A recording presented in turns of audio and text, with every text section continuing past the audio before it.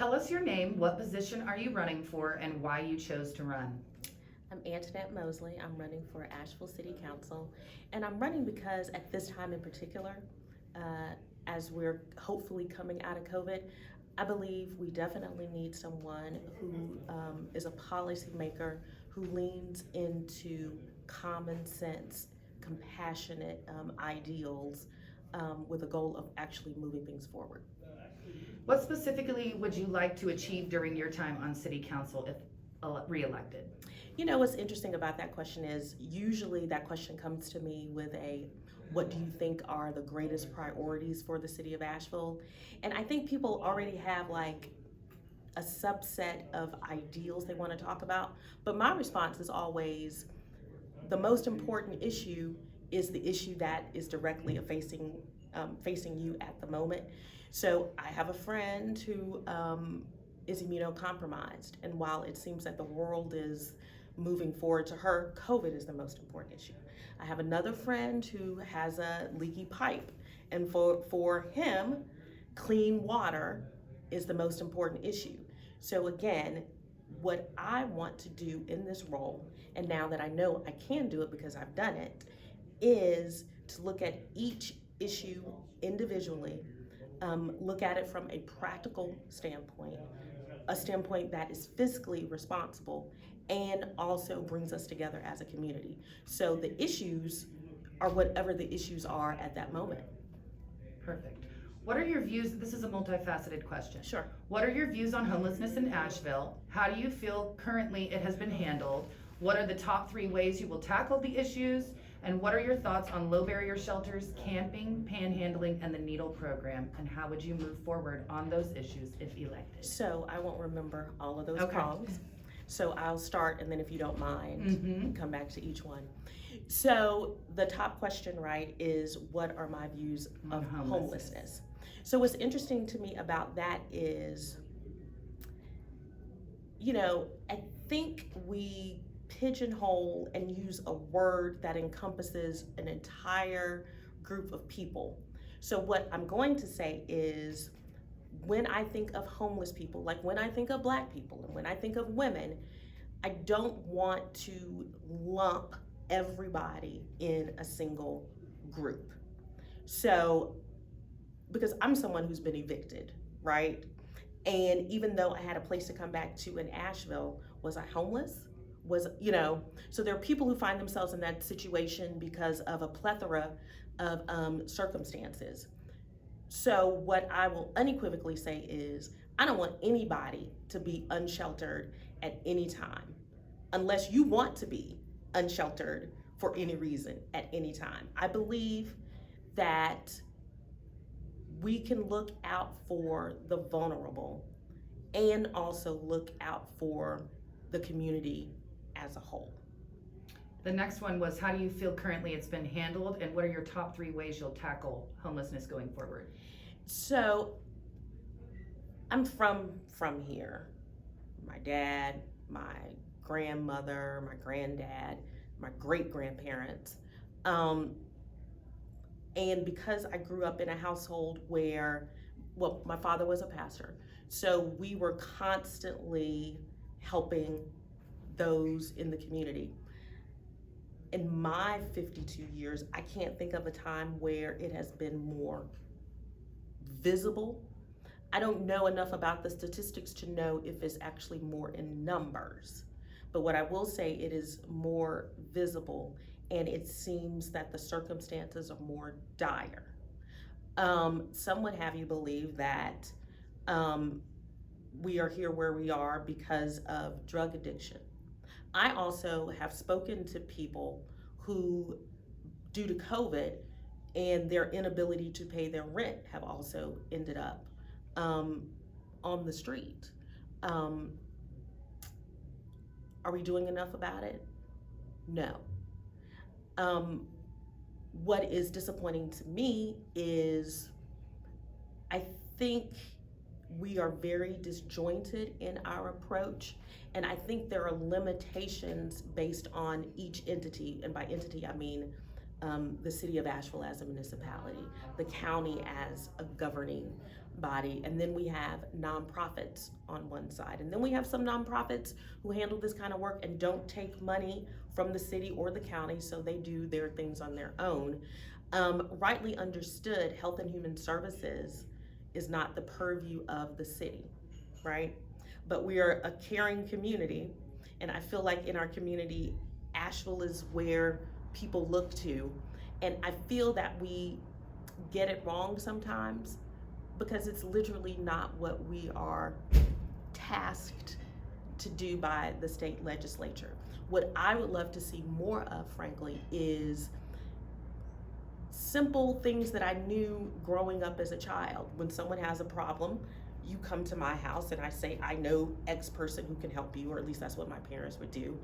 I would love for the county, the city, and the nonprofits to come together.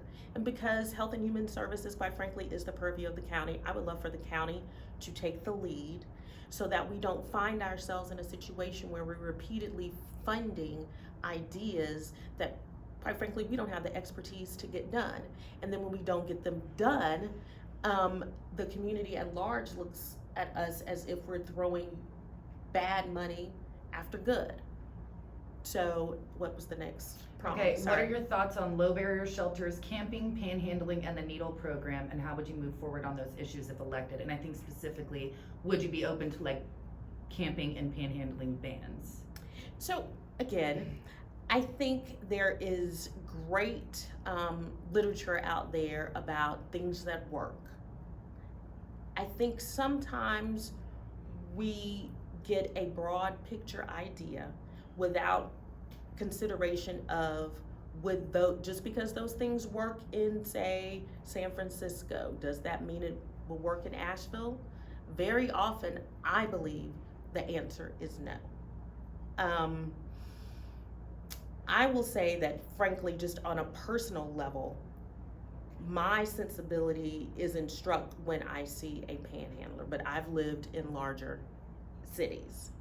I think here we fail to take into consideration that sometimes the panhandling is done by folks who truly need the cash at the moment, but I also believe there is sometimes a criminal underbelly, and that panhandling may in fact be dangerous for the people we see actually doing the panhandling. I find that regardless of circumstance, people want to be safe. I've spoken to folks who find themselves in the predicament of living out on the streets, and they want to be safe. I talk to shopkeepers, they want to be safe. And I don't think any group has the right to engage in activity that makes any other group less safe. I appreciate the notion of a low barrier shelter. I don't think I'm qualified to say whether a low barrier shelter would work. And so I know that may seem like it's skirting your question, but I don't have that expertise. So it's not something I'm going to champion for until I get needed information. What do you see as the biggest issues Asheville City and Buncombe County, and even as specifically as local neighborhoods, are facing today, and how will you tackle those issues during your time if elected? You know what I'm hearing from people, regardless of the neighborhoods, when I go into housing authority properties or when I'm north of Grove Park Inn, people are really talking about cleanliness. Cleanliness. I know for me, growing up here, and you have that desire to like leave and to see what you can do on your own. When I was in a larger city, at times when I needed to like decompress and get my stuff together, I would come home to Asheville, right? And I had a pass to Grove Park Inn because I would like to just go and sit back and just gaze at the beauty that is, our community. And now I find that it's not as beautiful, right? And I take that personally. I don't know that that's a city thing as much as an individual neighbor thing. So I would love for us to come together as a community and include some of the very folks that we blame for it. And let's just do it ourselves. Let's just clean it up ourselves. You know, one reason I decided to seek appointment to my seat, and folks may not know, I wasn't elected, I was appointed in the midst of COVID, was because I was like, I need to do something. And there's always a group of people that is more than happy to sit around and complain, but they don't want to get in the arena. And so if we're going to talk about the cleanliness of our city, let's go clean it up. That's just simple and plain how I would like to get that handled. One of the biggest problems in the city is that the communities are often left out of big decisions and conversations. Will you listen to all of the concerns from all constituents, even the ones who may not share your same beliefs, on how to make Asheville a place for everyone? And do you plan to involve residents and communities in the decision-making process in our town? Would you be willing to hold quarterly meetings on a rotating basis in the neighborhoods? So I think you asked me like 4 questions. 3. So 3. Yes. Okay. Great. So I happen to be an extroverted introvert, right? And so I do better in one-on-one or small group discussions. I'm not especially social media savvy, so I'm not gonna be the one who is, posting every meal I have or every conversation I had. But what I do try to do is when I get emails, especially emails directed to me personally, I try to respond and say, let's talk. And so I've done that in the past, and I would love to continue doing that very thing. And I will tell you, people have told me exactly what they think about me and where I can go. And across the county line is often that suggestion. So, but what I also find is after we've had those conversations, people appreciate being shown respect. And I find that even when people disagree with your position, as long as they believe that you've thought about it and you care about it, they'll accept it, as long as they feel heard. One of the biggest issues affecting downtown residents, visitors, and small businesses is transient sleeping and camping in Pritchard Park on sidewalks and business entryways. What is the solution to the transient population, and what can be done to clean up and increase safety, specifically in downtown? So I'm glad that you brought up downtown in particular, because I think of downtown as everybody's neighborhood, okay? And just like I don't want my neighborhood to look unkempt, I don't want downtown to look unkempt. What I would love to see happen, in addition to the cleanliness, outreach that I spoke of earlier, is I would like to figure out a way that maybe at times some of the folks who find themselves sleeping or living out could be included in the overall community. I'm gonna date myself and age myself. Years ago, there was this ad from the United Negro College Fund. I'm older than everybody doing this interview. But the tagline was, we're not asking for a handout, just a hand, right? And so I believe that everyone finds him, her, themselves in a position of needing help. But I also believe that anytime someone is given help, they need to have some skin in the game too. That's just a fundamental belief I was brought up with. So I see no reason that folks who find themselves in that position cannot work with shopkeepers and other members of the community to help clean up their neighborhood too. This will be the last question, and then we'll end with a final thought. Sure. Do you agree with defunding the police? And for sitting council members, which would be you, what have you done to promote the police? So, defunding the police is an interesting statement. I've also been told that they call it reallocating funds, and folks still see that as defunding in a way. So, here's what I will say about this particular council since I have been on. There hasn't been a single measure that was requested by the police chief that this council did not vote to affirm. Um, the council did not vote, despite rumors saying otherwise, to defund the police. It did not happen. Anyone telling you that it happened is doing so probably out of their own political interest. I will say that. I will also say that I often find myself in rooms with other Black women, other Black people, and just like other communities in Asheville, we want to be safe. We don't enjoy over policing. We certainly don't enjoy under policing. Reallocation of funding. To this point, yes, there has been some reallocation of funding. I'd be happy to tell you where those reallocations went. The dog catcher is no longer under the police, the chief's budget. I'm okay with that. He suggested that. The noise ordinance is no longer under the police budget. He requested that. I am happy with that.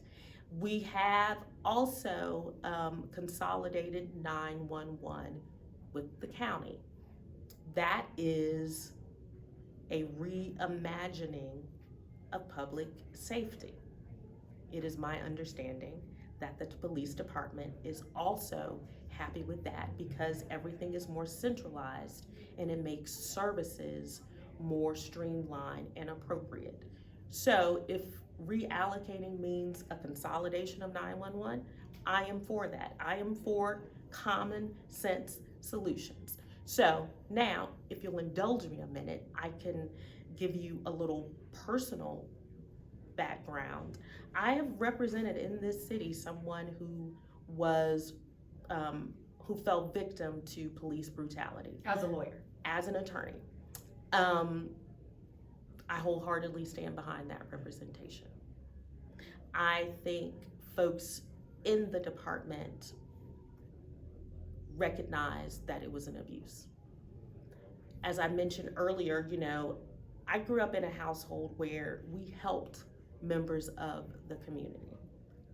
Often people would need something, my father being the pastor, they knew where to come. We had, instead of a lock and key at our home, we had a touchpad, right? My father was visually challenged.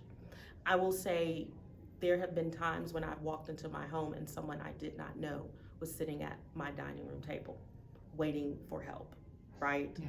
There have been times when folks I did not know who needed a place to sleep slept at my home. Our house had been burglarized before. We have also spoken on behalf of those who committed the crimes, because sometimes folks may be under the influence, and addiction is a terrible thing that some folks just can't get past. And as time progressed, after my mother passed, after my dad became disabled, folks I felt began to take, taking our sympathy for weakness at times. And my father, as a Christian man, his refrain was often, "My reward is in heaven." It also meant that at times we were marks. During those times, I have been able to reach out to people in law enforcement in our city and in our county, and the respect and protection they have provided my family, I can't begin to explain how appreciative I am of it. So if you're, again, I'm going back to common sense compassion. I don't want anyone to look at me as a Black woman and stereotype me. And I don't want that to happen for our young Black men I don't want that to happen for young Black women, and I don't want it to happen for people who are here to protect and serve us. Right. Can you give us a final thought? So I think the mic just died. So can you give us a final thought to finish out your interview? Well, my final thought is thank you for this opportunity. Again, I see this as an opportunity to reach more people with a message than I would have otherwise had. And even though we're coming out of what seems to be an awful time, and I feel like everyone at some point is just angry and frustrated and hurt, I'm also seeing that really everybody has like this weird sense of hope too. So I think people wouldn't be as frustrated if we didn't really care about our community. So thank you for the opportunity. Thank you so much. We appreciate it.